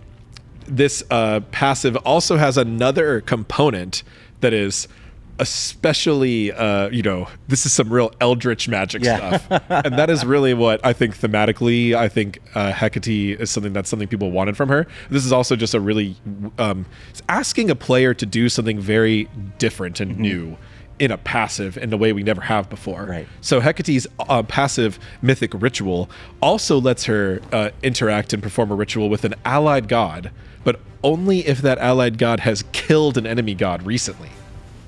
And if you successfully interact with that god, you both get a strength and intelligence buff. Nice. So Hecate gets rewarded for doing that. So you kind of do a little, witches commune after a successful kill with each other, which is just a lot of flavor. It's really cool. It takes some practice to build that into your play style, your muscle memory of playing the goddess. You'll see prompts on the gods if they're viable to buff when you walk near them, and the interact is extremely forgiving as possible. All you have to do is hit the button in the area and not die or get interrupted. Right. So it doesn't matter if they go out of range. You can move the whole time. There's no self root. There's no range check on completion. You just have to engage the ritual, and then you will get it off. It's done. Nice. We're showing off some more of their animation. Shout out to the animation team, the rigging team, tech art team, because cloth. That clothsome tech. Cloth, right? I talked about it a lot in the blog post, but like when we were thinking about what we do different in Smite 2 that we couldn't do in Smite 1, we have true physics simulated cloth animation. Previously, we had to hand key animate every piece of cloth, and so adding excessive cloth was extremely, time consuming and potentially performance Nightmare, which, Cloth Simulation is still Performance Nightmare. But we've been working a lot on getting this. There's been a huge focus on the character throughout her entire development cycle, and it turned out really, really well. And it looks, super real and natural because it's using that physics simulation. Yep. Shout outs to Colossum. All right. Ability 1 is triplicate form. Yeah, so ability here. This was one of the rework abilities. This was a theme that people really wanted to see more of. So Hecate is often thought and depicted as a triple goddess. So I wanted to highlight and show that in a unique way that played into her kit and her themes. So like these aren't just clones of her. Didn't want just these are not 3 entities that are all the same. Yeah. The impactful mythology behind this and theme behind this is that there's different roles that a goddess, a woman go through their life, and they have different aspects of different traits. So Hecate has these 3 traits as well through her forms. So this ability is effectively a projectile that alternates between shooting the first form versus the second form. The first form applies a mark, and that mark will cause the character to take additional damage when they take any source of god damage. So this is a flat trigger per tick. So this combos super well with gods like fast ticking gods. Kul Khan, Anubis. Which, we'll get there, but Hecate also plays very well as a support or potentially a mid as well. So that's the first ability, or the first fire of the first ability. The other one, the purple one, is a mez. And you can see whenever she activates the ability, the other form that's not being cast is melding out of her and helping her fire the third form. So you get all 3 of them together in this cool triplicate attack where Hecate herself and her power form help her shoot her affliction form and vice versa. Really cool animation and visual trick that I think would have been a huge pain to set up in Smite 1, but this is some of the really cool tech we could do in Smite 2. Also the first character with a Mez, I believe. Yeah, this forced us to build the Mesmerize tech. Yeah, so this was the first character to have Mesmerize tech. This really works well as a quick interrupt. And these projectiles also have a little bit of additional lifetime. They outro at the end, they do a little animation, and they can still hit people. So if you walk through that while they're doing that, you'll still get hurt, or you'll still get the effect applied to you. So they have a little bit of lingering on them. It has some cool edge cases with blocking people's paths away from them so they can't run right through it, especially if you can't double hit with it, so if you hit them with it, but you can kind of lead people with it and put it in cool places to block people. Gives them a little bit more of a true physical form to play with the themes. All right, ability 2, Pon. This was a joint effort between me and Pon over many months, so this is a really unique ability as well. Spell Eater. This ability places a large radius, and then you refire it to fire a smaller explosion. The large radius charges up in damage based on every ability activated in the area from any god on any team. So you can place it and charge it up yourself, and then you can see the area in the sky got a lot more powerful when it was fully charged, and the damage ramps up significantly. You can charge up 12 times to deal 2.2 times damage. But you also can skillfully charge this up really quickly by placing it in a smart place around a team fight. It's true. Everybody's fighting, all gods on both teams. It starts charging up really rapidly, and then you can refire it for really big damage. It's a very unique way to charge up an ability, something we've never really quite done, and it effectively gives her a not quite ultimate level ability in her normal kit if you're willing to put in the effort to charge it. Yeah, Pon's gonna show it off, but what's the range look like this, AJ? Well, so the range is related to Hecate's aim related to her, but again, like we talked about in the passive, we didn't want to restrict the kit. So this has minimal restrictions. You can place that debuff, that charging area anywhere on the map, and you can leave it for as long as you want. There is no timeout. We don't force you to refire this when you don't want to, ever. So you can place it and let it charge and then come back to it, and then Hecate can only aim X units, in front of her with the refire, but it will fly from wherever it's charging all the way across the map to go do that damage in this larger arcing path, regardless of what you do. So a lot of really cool visual effects and tech here, really trying to play up that charge effect, and again, trying to avoid unnecessary restrictions. We've been removing a lot of those from Smite 1 Old Gods in the recent patches in Smite 1, so the Smite 2 design philosophy, trying to embrace that from day one, making abilities that are unique and powerful and have really specific and interesting play styles that they evoke. Okay, anything else I missed on that one, Pawn? Nope. I think the only other thing is like that some of your abilities charge it quicker. Well, we'll get into that in the next ability, Repel Magic. So this is actually the only one that charges it quicker. Yeah.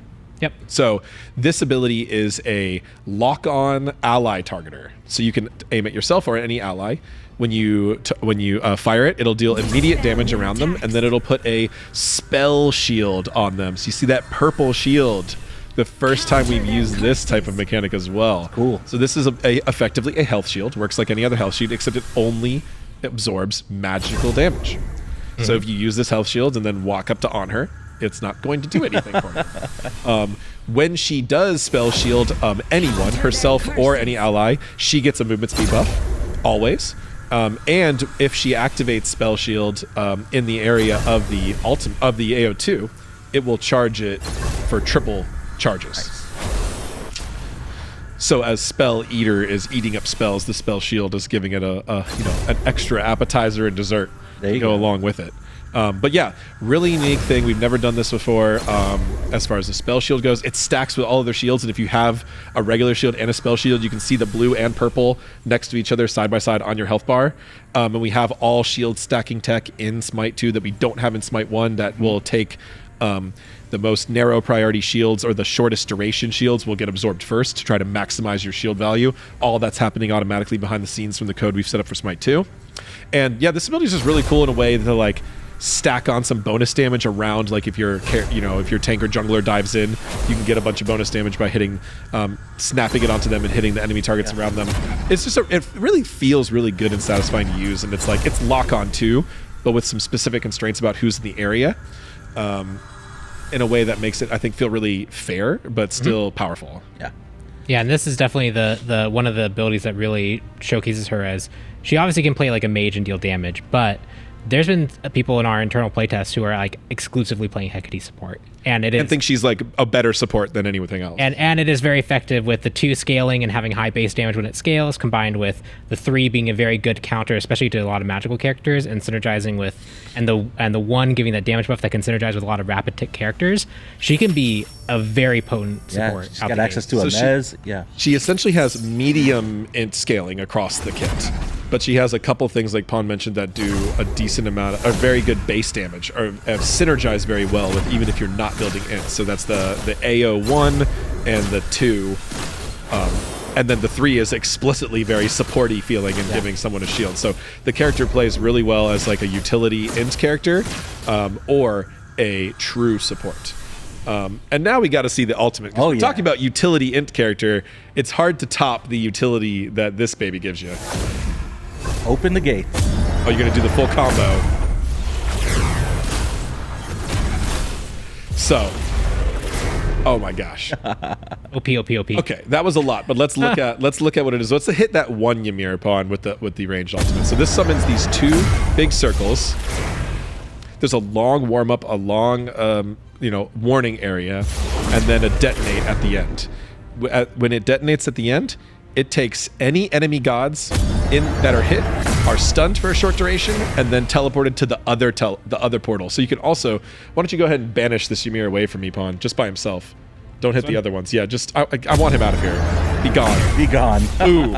So you can use this ability as a way to peel for yourself, or you can use this ability as a way to, put the entire enemy team out of position in some sort of catastrophic way. Yeah. That stun is there for the enemy that's a window to cleanse. So you get stunned briefly before you get teleported. If you cleanse that, you will not get teleported. You have to stay stunned up until the time of the teleport to get teleported. So this does pretty moderate amount of damage, has that big area, has the teleport. But wait, there's one more feature, as I talked about in the IGN video. After you place this, it then leaves behind a interactable area that you can take and teleport. You could, so anyone on your team can do this. You can do it one time. Everyone can do it one time per fire of the ultimate, and they can go in either direction.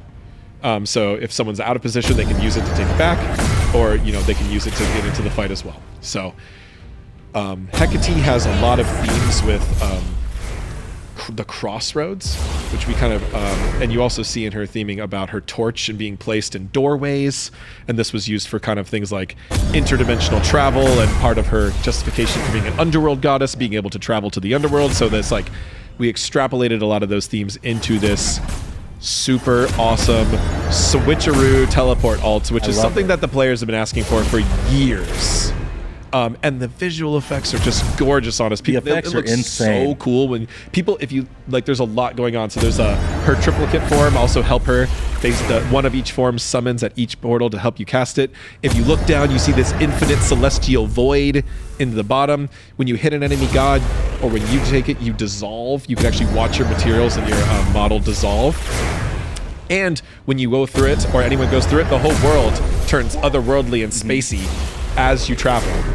You can see the whole skybox turn purple and the world get distorted. That was some of the world distortion we're using in her earlier kit. You now only see while you're actually teleporting here. So, okay, I gotta catch my incredible. breath, but, oh my god! You know, Shout out to the effects team. We like trying to make an ultimate that was worthy of Smite 2, and we really just pushed and pushed and pushed to get something crazy, and something really strong and powerful and unique and exciting. And you know, I think this really fits this character super well. Yeah, I'm super excited for players to finally get their hands on Hecate in Alpha Weekend 3. Lots of community feedback that we got, lots of hard work and love went back into revisiting Hecate after her initial reveal. So just shout outs to the entire team for, you know, taking the time to, you know, get back into the oven a little bit and cook a little bit to just create something truly amazing as our first all new exclusive Smite 2 goddess. Yeah. Thank you so much to the dev team for, you know, taking the time to do these touch-ups and changes to the character. Pon, thanks a lot for guiding through the technical design work. Yeah, getting the ult working was a lot of fun. Yeah. We had to go through like exactly how we wanted to set it up and what we wanted like the inheritance structure of the deployables to be and how they communicate with each other. There's a lot of really fun stuff. Yeah. And then finally, shout out to Unreal Engine 5 and Smite 2, because a lot of this type of you know, reworking a character like this in development while we're working on other stuff would have been very hard to do with a lot of our old tools and old engine. A lot of this, you know, designers were able to prototype. You know, I was able to do a lot of the 1 and the 3 changes on my own without affecting too many other departments. We have designers who are able to spawn those clones and apply materials to them and have them animate and do all that. It's all designer controlled. A lot of effort from the artist and animation team to really make it refined, but we could set up so much. Right, yeah. And so, you know, that ultimate we got very roughly prototypically functioning relatively quickly, which is what makes this type of pivot and change and rework so feel possible. Where in older tech, in the older game, it was so much harder to do something like that. Yeah, so really excited for the players to get their hands on Hecate, and you know, I'm sure we'll hear a lot of new God OP, new God OP, new God OP. But you know, we'll see. We did a couple rounds of nerfs. I did one more final round of nerfs for you, Pon, because you know, we no, not just for Pon, but we talked about it as a team and found some more things. But like, she brings so many unique aspects to the team that I think she stands out no matter what. So getting the damage and the power level right with a lot of other things shifting will be, you know, that'll be its own challenge, but we're excited to go on that journey with everybody. There we go. Well, that wraps it up for all the big gameplay changes. We didn't cover everything here, but again, patch notes for Alpha Weekend 3 are live on smite2.com if you want to go check out all the details. Before we close, just a couple of quick announcements. We mentioned it a couple times during the show, but we've got esports happening again for Smite 2 this weekend. So if you're interested in playing in a tournament for Smite 2 over the weekend, be sure to scan that QR code or follow Smite Pro on socials. Join the official Discord to sign up, get your squad together. That tournament is going to be on Saturday, and it's got a prize pool for both the European and North American regions. So find your teams, start your scrims whenever servers go live tomorrow, and get ready for some action on Saturday. It's going to be exciting. It was surreal the whole weekend just watching games be played in Smite 2. Yeah. Like feeling like competitive matches where people are great. Like that was just a very cool experience to actually watch and see how people utilize our systems. And yeah, I'm looking forward to this weekend. Cool. All right. And then before we go, at the bottom of the patch list, if you haven't gotten there yet, we did list out some of the things that we're thinking about. Oh, AJ, you're the one who wanted me to go over I know. Yeah. Actually, before we go into that, I did want to call out one other thing that I want people to pay attention for in the Alpha Weekend. We made a pretty significant push on game feel. We talked about it a little bit in that blog post. Yeah. One of the major things we did adjust was there was some movement changes and movement adjustments. It was especially felt when you were trying to juke and strafe and like do that really quick turn when Anhur's trying to get that final ult hit on you. You juke and it actually like way slow you down significantly than it should have. Be on the lookout for that when you play this week. See how the movement feels, see how things feel overall. That was one I wanted to call special attention to because it can be one of those things that's very subtle, but once you notice it, you can't unnotice it. And I think overall people are going to notice that feels a lot better. And as we segue to this next section of what's coming up, I want to, mention to that point, we're going to continue. Right. Yes. With these things that Pon just mentioned on getting the movement feel, camera feel, things like that. Those are things we're going to continue. But we have a couple other upcoming spoilers. Yeah, we wanted to talk a little bit more about the roadmap for not in Alpha Weekend 3 coming out this week, but the updates leading into 24/7 in August, some of the things that we're working on. At this point, anything we talk about is not in the current test you're about to play. But these are things we're looking into the future. And we wanted to go ahead and preview some of them early so we can get the discussion started, so we can start getting feedback on it. Cool. So yeah, the first one is kind of off the piggyback of the Blink Rune / Purification beads discussion. Right. So that's of course a big change in Alpha Weekend 3, but we're thinking about more pre-game active item choices. Right. We are actively developing, already working on implementing other active items that will be options to in that slot instead of beads or blink. Now, I think some interesting things to think about here are, what are the goals for the system and what are the rules and constraints around it? We want to do this thing differently from SMITE 1. And it's not just because of the differences. It's also because the SMITE 1 system had a lot of known problems and known solved states that we've run into over the past. Mm-hmm. The biggest problem really being beads was just an overwhelming winner. Almost picked 99% more than every other relic in the game, with maybe Blink and Aegis close behind, and everything else extremely low below that. Yep. And generally always forced on support to go pick up that stuff. Yeah. So the goal is to really we want to try to design this system in a way that's not relics. And we also wanted to not have it clash with active items. Yes. So you get the one active because you already can get more through the item system. So we don't think we need two. And we're trying to keep this pool a little bit smaller pool of options and more powerful. Yeah. So we really want to make stuff we think is as powerful and exciting and cool to compete with Combat Blink and Beats. Right. Which is hard. And then we've been trying. We've got a few that we're working on, but that's really the goal. And we don't want to expand this into a massive, 14 option thing. Mm-hmm. The idea is to do only, as many as we need to introduce specific powerful effects that actually can compete with those effects. Yeah, and I think the other thing is this gives us some flexibility in there are some designs that are just better in this type of world, right?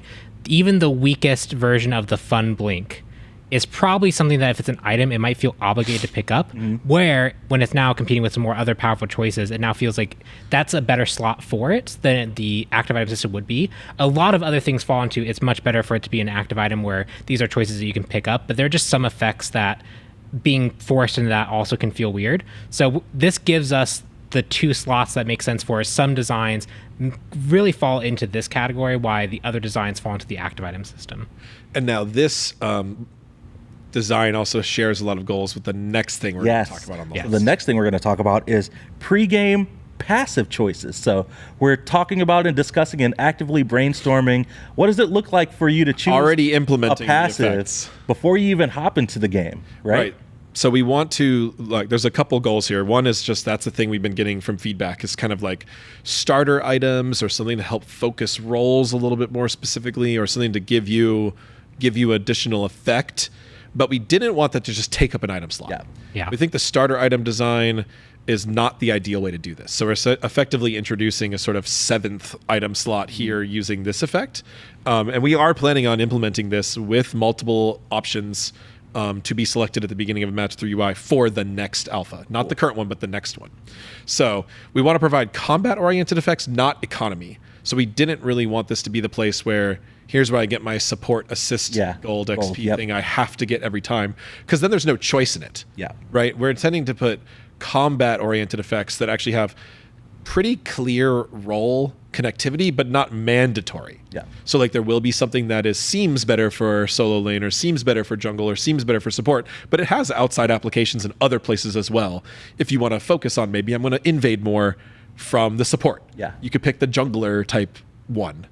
And we're trying to make these all very combat focused. They're going to do things actively to help you stay alive or kill other gods, as opposed to slowly generate slightly more gold. Yeah. If supports need more gold, we'll implement that sometime, somewhere, in some place as we need.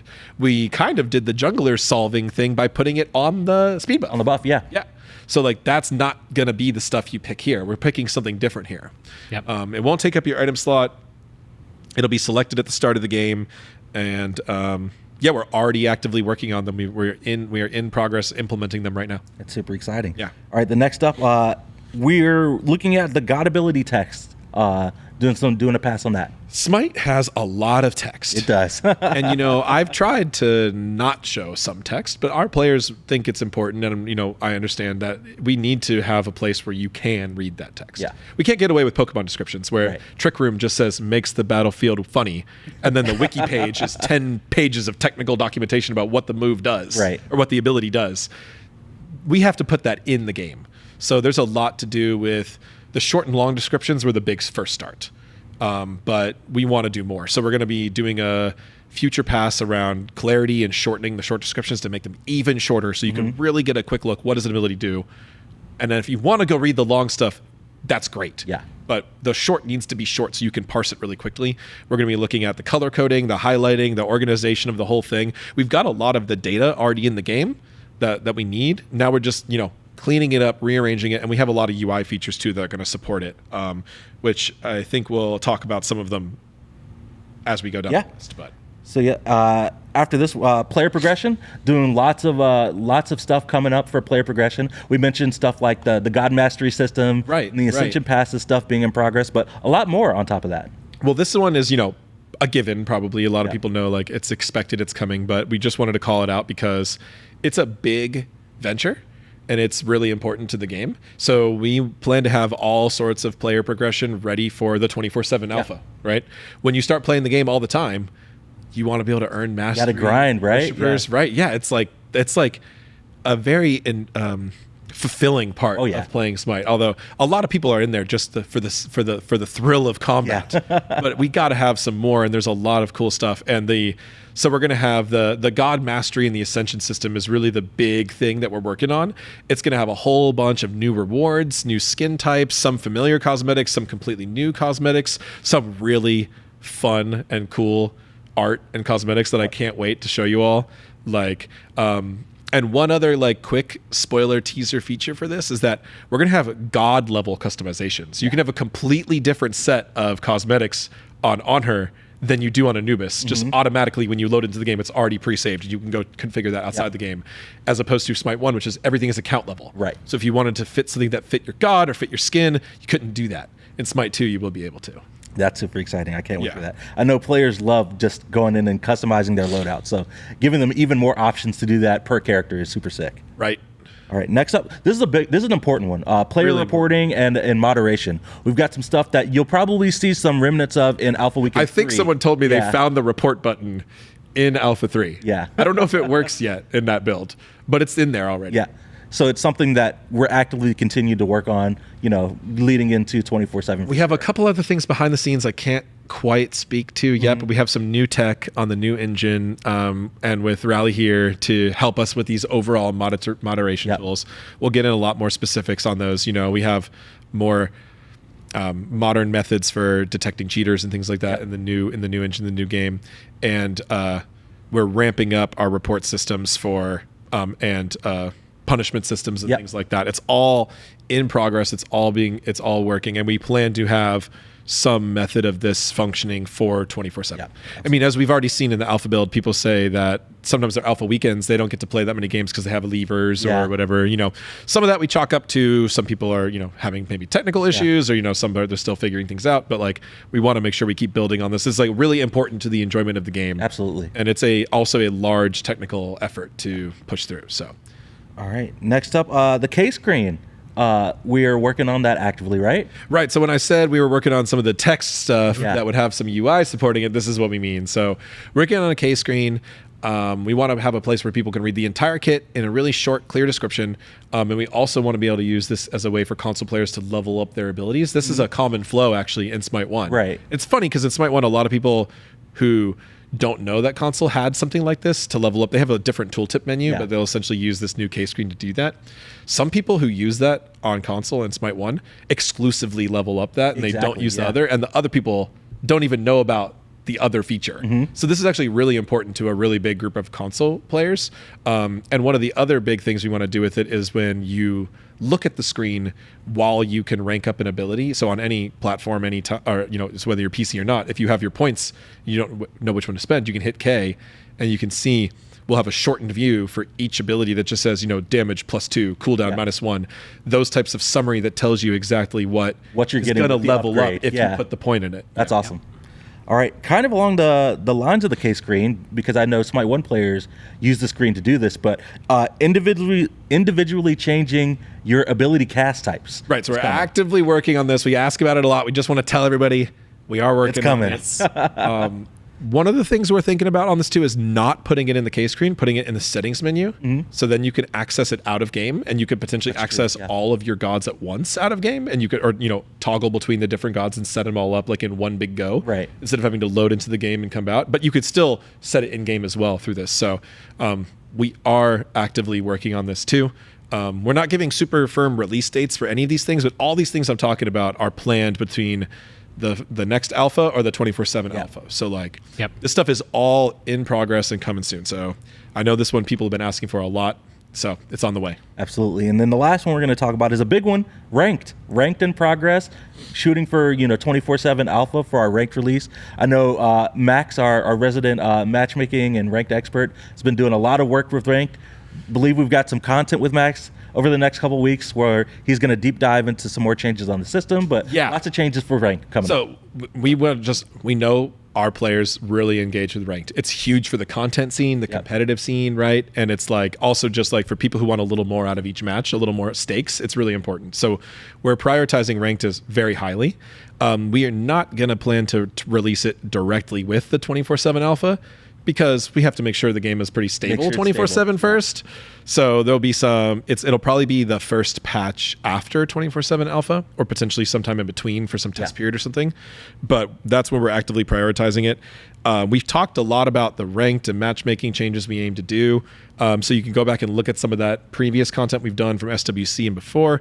But don't worry if you don't want to go do that. We're going to be coming out with new summaries, new quick looks and deep dives that kind of tell you some of the key features and what we're trying to do with Smite 2. The TLDR of it is, if there's something about Smite 1 ranked that you didn't like, we're trying to make you like it now. Yeah. We're trying to make the parts that people think are bad are no longer bad. So that is essentially matchmaking issues, party size issues, top end leaderboards, tippy top 10 players type of things getting capped and things like that. Trying to make changes to the system that remove those problems from the system. There will probably be new, things that we find, but yeah, working on that. And with that comes that we're also working on the leaderboards and the pick and ban lobby. So there's a lot to go along with that, but it is actively in development, is planned to come shortly after the 24/7 alpha.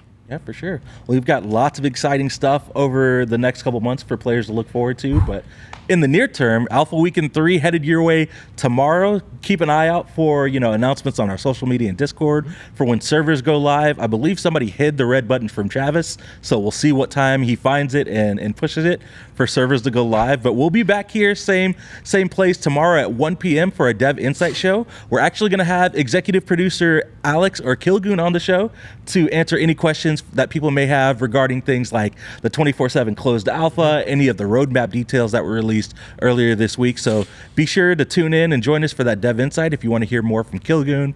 And until then, we will see you on the battleground. Thanks so much for tuning in, and we'll catch you next time. Thanks, everyone. Later. Bye. Made it.